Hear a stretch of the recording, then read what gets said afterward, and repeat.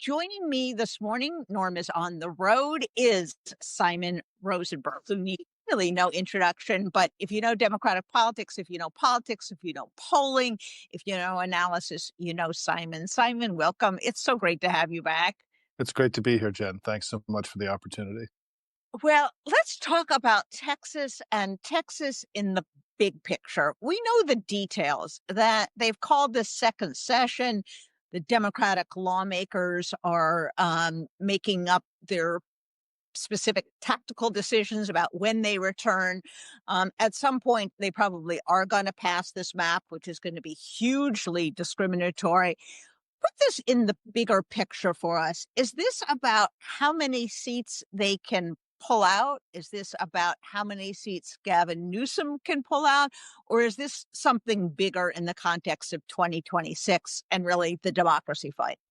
Yeah, I mean, I think it's all of that. And I think, first of all, it's important to recognize that Trump wouldn't be doing this and the Republicans wouldn't be doing this if they felt confident about their prospects. And that what's happened in the polling in the last few months is that we've seen now Democrats get ahead in party ID, what's called party ID. We've got a 3 to 4 point lead. We've got a 3 to 4 point lead in what's called the generic ballot, which is who you're going to vote for in Congress. We have clear enthusiasm advantages over the Republicans that we see in both polling and, frankly, in the special and local elections that we've had. And so this is also a pragmatic recognition by the administration that, Democrats have a high likelihood of flipping the House. And if that happens, then they're going to be subject to subpoenas and all the harassment that they've gone through that Donald Trump knows very well. And they don't want to see it happen. And so what they've done is they're going to be coming up with a variety of ways to make our victory less likely. This is, I'm sure, only one of many that they'll be trying. And the idea is that they're trying to grab seats from as many states as they possibly can in a mid-decade redistricting. But what is really important is how we've responded, right? I think the critical piece of this is that, there has been a lot of disappointment, I think, in the family about our willingness, the leaders of our party's willingness to accept things that are unacceptable. And we didn't this time. And you saw Gavin Newsom and J.B. Pritzker, governors of Illinois and California, really step up along with Hakeem Jeffries and Ken Martin. And obviously the Texas Democrats who just said, we're not going to play ball here. We're not going to roll over. We're going to use the power we have to fight. And I think this fight has animated all of us, has given us a sense that we can more ambitiously fight back against Trump's growing illiberalism and his abandonment of the constitutional order. And I think it's sort of inspired us. And I think what's really important, Jen, to your point, is that, look, they may get a couple extra seats out of this over the next, 6 months, 9 months. But what is important now for our family is that Democrats have to take this kind of new ambition and fight and start applying it to many other fights that are ahead of us, and to recognize that we're now sort of raised our game and we got to keep raising it now, and to use the inspiration, the success of the last few weeks to fight in a higher gear across more fronts in the months to come. Absolutely. And that means challenging some of these new districts. The Republicans are relying on the 2024 mark and map, which is the high point that they've ever been at, meaning that they are taking for granted a lot of Hispanic votes that are going to be swept into some of these districts. So challenging those districts and following the lead of Gavin Newsom, who has been awesome in this. Not only is he fighting back with redistricting, he now sends out this great flood of social media stuff mimicking and mocking Trump, all caps. Do you know? And blasts in Trumpian language. And then he ends with, thank you for your attention to this matter. That's what we need, because these people cannot stand being mocked. And it's that kind of fighting spirit and moxie that we need to see more of. And remember, we haven't really played in Texas. And you know what? They have a Texas Senate race coming up that should not be a foregone conclusion. Right now, you got John Cornyn duking it out with Ken Paxton as to who can be the most slavishly extreme MAGA person. And whoever comes out of that is going to be way off the political spectrum. There are some good Democratic candidates. I don't think Texas should be taken for granted. Once we're in Texas, we look around and we say, hey, there are a lot of people like us. we can perhaps contest here, and there are House seats as well. Let me shift a little bit to the Senate, as a whole. You Yeah. know, I think one of the best figures for the Democratic Party, Sherrod Brown, declared he's going to run for Senate against a guy who didn't win that seat, who was appointed by the Republican governor, John Husted, who has done nothing. He's just a little rubber stamp for Trump. And you have the working class, pro union, pro healthcare, pro education Sherrod Brown, who knows and has won in a red state year after year. He lost in 2024. Kamala Harris lost that state by 11 points. He only lost by 3.5. So if they don't have a Trump on the ballot, is that a winnable seat in your mind? And Yeah. should we start thinking differently about the Senate? I mean, I don't think Sherrod would have gotten in unless they had data showing that it was possible. Not likely, but possible. And I think that that's the critical thing. I mean, the way that the political strategists and the pollsters and the family are looking at these races in the Senate is they may be hard, but they're not impossible. And, we in 2020, winning the presidency and flipping the Senate was hard, but it was not impossible, and we got it done. Having a good midterm in 2022 was hard, but not impossible, and we got it done. Frankly, doing as well as we did down ballot underneath Kamala Harris in 2024 was hard, but not impossible. And I think the way we need to think about the Senate is that it's hard, but not impossible, and that we need to, if it is going to be possible, there are things we need to be doing now to make it possible. And you're starting to see those things happen. Roy Cooper getting in North Carolina was a critical recruitment victory for us. The Republic, we've now had Sherrod Brown in Ohio. I think that there are things we need to be doing now to make it possible for us to flip the Senate. Because if we don't try to flip the Senate, it won't flip, right? I mean, it's sort of, you can't score unless you shoot, right? And so I think you're seeing what people should be heartened by is that Senator Schumer here is not accepting that we are going to be the minority. And he's trying to put things in play in these states that will be hard, but not impossible, particularly if we have the kind of midterm election that the polling suggests today that we're going to have. We don't know that it's going to be that way, but it's certainly likely to be a good year for us. And these early moves that we're making make it much more likely that we can put these Senate races in play and make the Senate competitive. And I would keep your eye, folks, on Alaska. Why? Because Chuck Schumer, who doesn't believe that the Senate majority is out of reach, is trying to get Mary, Mary Peltola, who is the Yeah. former representative who had all of DC in her congressional district, to run for Senate. She's a popular figure, maybe the only Democrat who could win statewide. She'll be up not against Lisa Murkowski, but Dan Sullivan, who is another rubber stamp. He is as much responsible for the big bad bill as she was. She got most of the press because she was kind of front and center in the media. He went along, he screwed his state, he screwed the rest of the country. He's never really had a competitive primary, and he's a nothing burger. He's one of these simply zombie senators who simply votes for Trump. And if you can make that competitive, that's a fourth seat potentially that you're looking Yeah. at. I mean, Look if at Iowa, look at Nebraska, look at some of these other states. It's Maine not is impossible. Yeah, Maine is another one, right? We don't, I mean, it is a hard map, but not an impossible map. And I applaud Senator Schumer for having the ambition and doing the things required to make it possible this time. And I think Democrats shouldn't view this as out of reach for us. The House, we can and should flip. The Senate, if things go our way and we work really hard, it is something that's within our, it's something that's hard, but not impossible. Absolutely.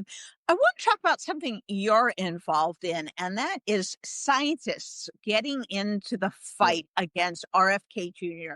Tell me what's going on.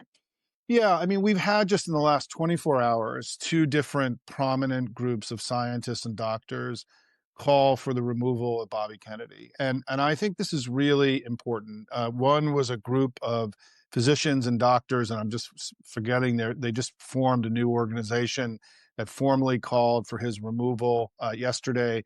And then today, a group called Stand Up for Science, which is a group that was formed by many Nobel laureates and some of the most prominent scientists in America, to who also this morning launched a major campaign on social media in the grassroots to call for his impeachment and removal. I think this is the kind of ambition that we need to start having. This is what we were talking about earlier, Jen, about finding a higher gear, right? That we need to be demanding more from our leaders and also from ourselves about what we need to do in this time of national crisis in the country.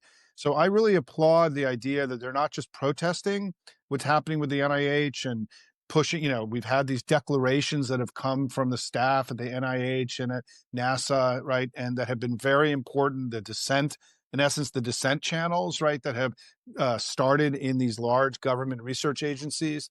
But we should not take the degradation of our higher ed, of U.S. science, our global leadership in these matters, our public health. We should not allow to go unchallenged with incredible aggression, the kind of degradation of this world that Trump and Kennedy have, attacked, because it's not only for our public health, but it's about the future of our kids and their ability to have, to seize their dreams and to our companies to be competitive. I mean, this is unadulterated sabotage and quackery. I mean, I love the line that the new Stand Up for Science has today, which is "Stop the Quack," right? Which is, I think, kind of a cool, kind of Gen Z kind of way to associate with Kennedy. So this is a big fight. I hope everyone starts to figure out a way to participate in this. There are going to be a variety of ways to do so.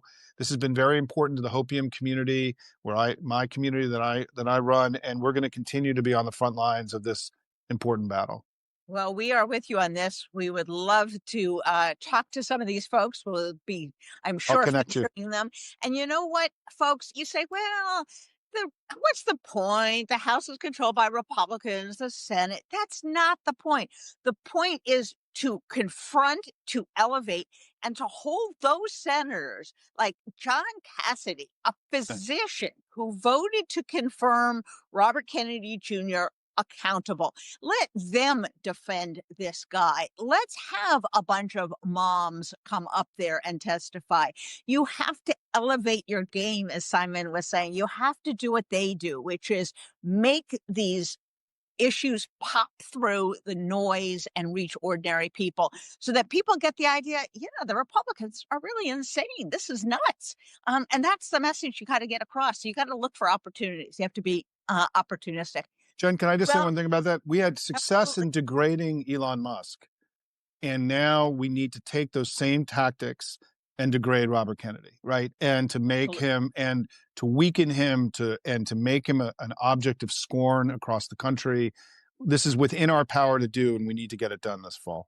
Absolutely. And this can be duplicated, whether it's Supreme Court justices who have been taking Yep. lavish gifts, whether it's Pam Bondi, who has been corrupting the Justice Department. There's lots of ways to apply this. I want to talk about DC. As everyone knows, Trump has deployed National Guard. We have found out, because now we've obtained the National Guard order, that this is performative. They are not to be armed. They are not to be masked. This is show and tell, folks. They are simply walking on the streets with their uniforms all puffed up to look like tough guys. What is happening, however, is the takeover of the municipal police department, which is unconscionable, and worse, a stepped up ICE presence where they are conducting the kind of raids we saw in Los Angeles across the board without probable cause, wreaking havoc in neighborhoods that they know have higher minority populations. What they are doing is playing with fire, because DC residents hate this. They are being hassled. We've seen a video of an African-American man on his porch smoking. One of these guys comes up to him, demands ID, inquires whether it's a joint that he's smoking. This is totally out of control, totally beyond board. Simon, has Trump made an error here? And how, again, can Democrats lift this so it's not just about DC, but about the bigger democracy problem? Well, I'm coming to you today from newly occupied Washington, D.C., Northwest DC, where I live. I've lived here for 33 years. I've raised my children here, so I know a little bit about safety. And just a couple of quick points is that one is that this city is so much safer and so much more livable than it's ever been. In the last 50 years, we know that the crime rates have plummeted, that the crime is now at a 30-year low. Vast portions of the city have been invested in. We have so much personal freedom here now compared to what it was like when I moved here 33 years ago. So the characterization of this city as Trump, in the legal order that he's used to seize power, he has asserted that crime is going up, and that is a lie. It's a fiction. It's a fabrication. In my view, this is an impeachable offense, a 25th Amendment moment, because it's so at odds with what is true. And I think part of what's happened with Trump in recent weeks is that as his desperation mounts, as Epstein closes in, as his poll numbers continue to suck, and as all these ways that he's tried to create spectaculars to restore his strength and manhood and power have all failed, is that he's growing more desperate. He needs even greater spectaculars. And so he invented this. It's completely illegal. We should be unified in our opposition to these extraordinary tactics. I think it's likely to backfire in the way that everything else that he's tried has backfired. The LA Marines backfired. The bombing of Iran backfired. The big ugly bill backfired, right? His sad ugly parade didn't restore his strength and power. Everything he's tried, the tariffs, right? Nothing is working to restore his strength and his power and his manhood. And I think people are beginning to get this. They get it now. They understand what he's doing here. They understand the drill. So I do think we should be on offense about this. And I do think that as Congress returns in the next few weeks and we decide the areas of engagement and fight, we need to be unified as Democrats against the escalation of ICE and now these other tactics that are outside of ICE, of sort of this creation of this private political police force. This is not only illegal, it's antithetical to any democracy in all of our history. It's antithetical to the American way. This has to become a litmus test, issue for Democrats, where that we have to throw our bodies on the road on this stuff. We cannot accept this as the new normal. And so I do think this is a much bigger issue than just what's playing out with a bunch of guys on 14th Street harassing people and pulling them out of their cars as they did last night. This is a much bigger battle for what kind of country we're going to have and our ability to adequately confront what is, absolute out of control madness and authoritarianism coming from Trump right now. Absolutely. And, a couple things, folks. They are coming up with this idea to have a new pool, a new slush fund that they're going to use to fund this physical presence in DC. Democrats are saying, hell no. But there's a bigger point here. Republicans, if they cared about crime, if they cared about DC, they wouldn't have pulled out millions of dollars from appropriations bill. They have gone systematically to defund Washington, D.C. So the notion that they care about crime and that they need some other fund, how about giving them back the money that they should have had that other cities have? Second point, this is going to come to a city near you. You have the wonderful mayor of Baltimore who is really activated because he is literally on the list. Trump listed New York, Baltimore, Oakland, all cities, by the way, with African-American mayors and high minority populations. This is about race. This is going to go to other cities. And when he talks about extending the 30 days because there's an emergency, that's just unconstitutional dictator talk. And we should all be very concerned when he starts saying, I'll just declare a national emergency. Simon, there's no clause in the Constitution that says national emergency, you can do whatever you want. That doesn't exist, only in Trump's mind. So I think we have to emphasize that this is, as you said, this is something to lay down in the streets for. This is something to become animated about. Simon, we always close our segments because we don't like to leave people down in the dumps. Me neither. With an admonition, yes, Mr. Hopium himself, Yeah. to say what you're looking forward to. What are you looking forward to today, this week, this month? Yeah, I mean, I think the thing that is as I get up today that is most heartening to me is that we're starting to see people like Gavin Newsom and JB Pritzker and other Democratic leaders really start to break out of the mold and to sort of build a new politics for us that is commensurate with the moment. I love Gavin Newsom's taunting of Trump with his own Trumpian language and tweets. I think it is, it is really critical, as you pointed out earlier, that ridicule is very important now because Trump is a ridiculous figure. He is he is a painted man with fake hair and a girdle working overtime, and it's just this preposterous historic figure that is seen with derision all around the world. It's very critical that we learn how to take him down as a leader, not just about the issues and the agenda, but to make him an object of ridicule. And I think that Gavin Newsom is showing us the way right now and doing important work for us. So I'm heartened by that, recognizing that we have an awful lot of work ahead of us. Absolutely. And along with that, what is he doing to the White House? He's turning it into Mar-a-Lago North with this garish gold flossing, with plans for a giant ballroom, and of course, paving over the Rose Garden. I am sure JFK and Jackie Kennedy, bless her soul, who revived the White House, who restored the White House to its glory, are rolling over in their graves. You know what I'm looking forward to? It might sound funny. I'm looking forward to Congress getting back in town and getting up to speed with what has been happening. You know, we are seeing a new democratic spirit. I give Chuck Schumer credit. There was no one more critical of than I when he rolled over on the continuing resolution. But since then, Democrats, in the House and in the Senate have been fighting the good fight.